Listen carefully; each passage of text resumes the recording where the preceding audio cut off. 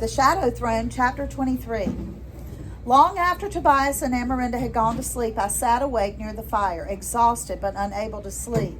While my fingers brushed over the single coin in my pocket, I watched the flames dance along the wood and the smoke swirl into the air in whatever direction the wind sent it.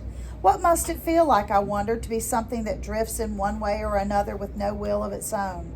From my earliest years, I had always been the very opposite of that, endlessly compelled to fight against whatever force seemed to push me, even when it was for my own good. Such a fool I could be. I vowed to try to change that part of myself, but only on the condition that the rest of the world stopped trying to make me change it. After some time of letting me be alone, Mott came to sit beside the fire as well. He nodded at Tobias and Amorinda, and in a hushed tone he said, "That was a noble thing you did earlier tonight. I would have expected more anger from you." "Why? They did nothing wrong, and they deserve their happiness." "Well, you didn't feel that way earlier tonight," said Mott. "No, but I do now. They should be happy. They should have a long life ahead." "So should you, Jaron," I snorted. The odds of that weren't exactly in my favor. But Mott only said, "If she were here, Imogen would tell you the same thing." When I closed my eyes, her face came to my mind, as it always did in the moment of her fingers caressed my hair.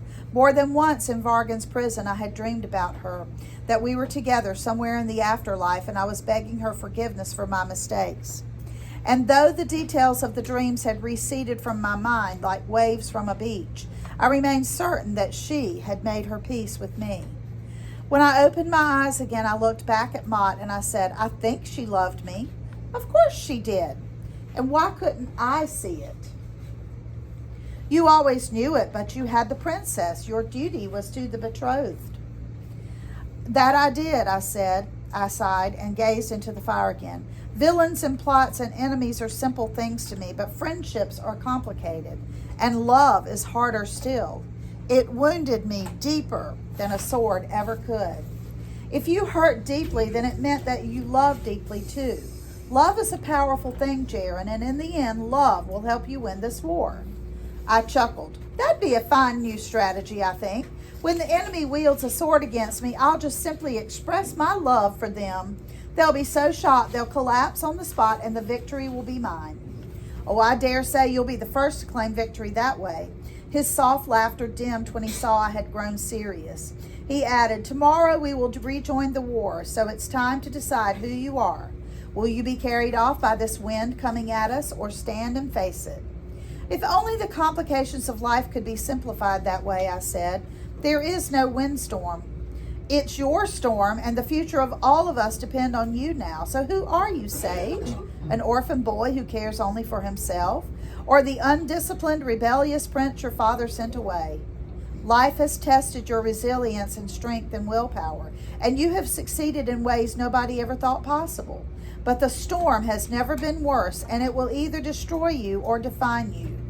When everything is taken from you, can you still stand before us as Jaron, the ascendant king of Carthia?" I closed my eyes again, but this time it wasn't to picture Imogen in my mind. I was remembering the moment of emerging from my carriage after returning from the pirates with a bruised body and a broken leg. It had seemed as though the entire kingdom had come to welcome me home.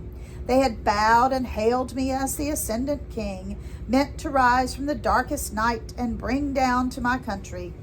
The forces against us in this war were overwhelming, but if I did not find a way, our doom was guaranteed. There would never come a day when I didn't love Imogen, didn't ache to have her back again, but I would have to rise one more time. "Let's get some sleep," I said to him. "Starting tomorrow, we're going to finish this war. We're going to save Carthia."